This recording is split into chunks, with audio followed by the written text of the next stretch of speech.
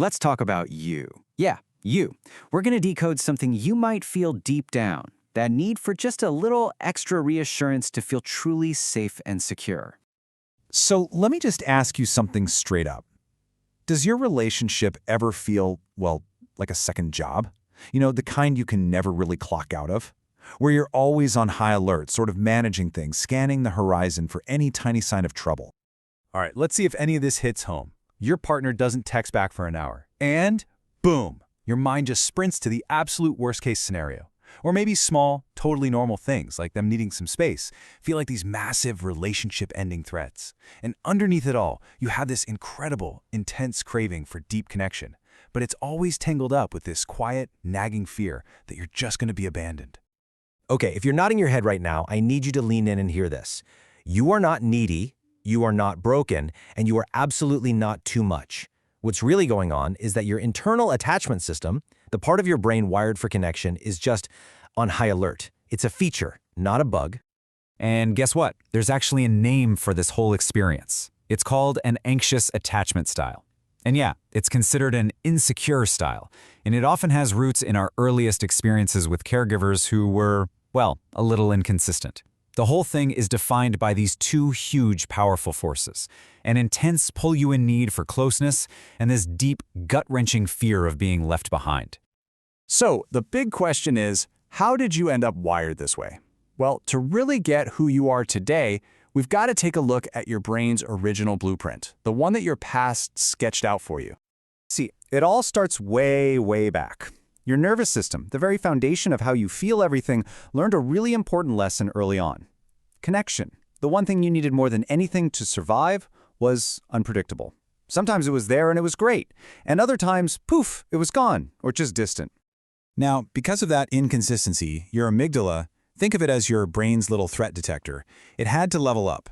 It became hypersensitive. It's like most people have a basic smoke alarm for their emotions. You've got a state-of-the-art motion-sensing, heat-detecting security system.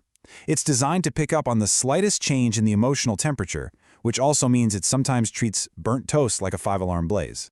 And this is exactly what happens in your body now. When your partner pulls away a little bit, maybe they're just tired or stressed from work, your brain doesn't see it that way. No, it flags it as a full-blown survival threat. And that's not an exaggeration. It actually triggers a flood of stress hormones, like cortisol. That panic you feel, it's not in your head. It's a very real, full-body physiological response. Okay, take a look at this. This is kind of like a quick guide to how different people connect. You've got your secure folks, your avoidant folks, but let's zoom in right here, on you. Your core fear? Abandonment. And what does that lead to? Seeking reassurance, overthinking things, pursuing connection. See? It's not random. It's the logical result of your specific programming. All right, we've talked about the how and the why, but now we get to my favorite part. Let's talk about your hidden superpowers. Because that exact same wiring that can make you feel so anxious, it's also the source of some of your most incredible gifts. Seriously, your wiring doesn't just make you anxious. It makes you amazing in some really specific ways. Let's call them your 3 superpowers. First, your empathy is off the charts. You feel what other people are feeling so deeply because you've spent your whole life practicing. Second, your intuition is razor sharp. Because you're always scanning your environment, you pick up on the tiny, subtle cues that literally everyone else misses. And third, your loyalty is fierce. When you love someone, you are all in, 110%, focused on keeping that connection strong. Of course, every superhero has their kryptonite, right? There's a shadow side to all this, and being real about the struggle, that's a huge part of learning to work with it. This isn't about feeling sorry for yourself. It's just about being honest. So yeah, here's the tough stuff. You're probably dealing with some serious emotional exhaustion from being on all the time. You might have a tendency to see rejection where there isn't any. Setting boundaries can feel almost impossible because saying no feels like you're risking the whole relationship. And here's a tricky one. Sometimes calm, steady love can feel kind of boring or unsettling. So you might find yourself poking it a little, creating some drama, just to make sure it's still real.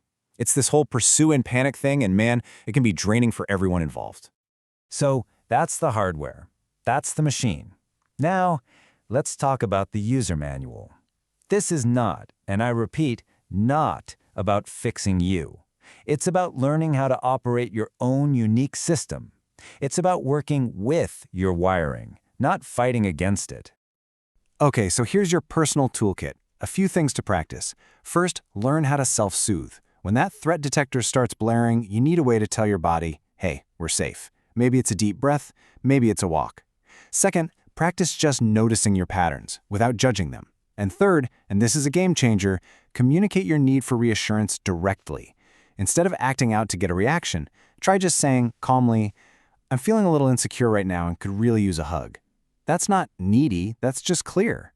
So I'll just leave you with this one last question to chew on. What could you accomplish? What kind of relationships could you build? What kind of life could you live if you started to see your greatest anxiety not as some flaw you have to get rid of, but as the actual, literal source of your greatest strengths?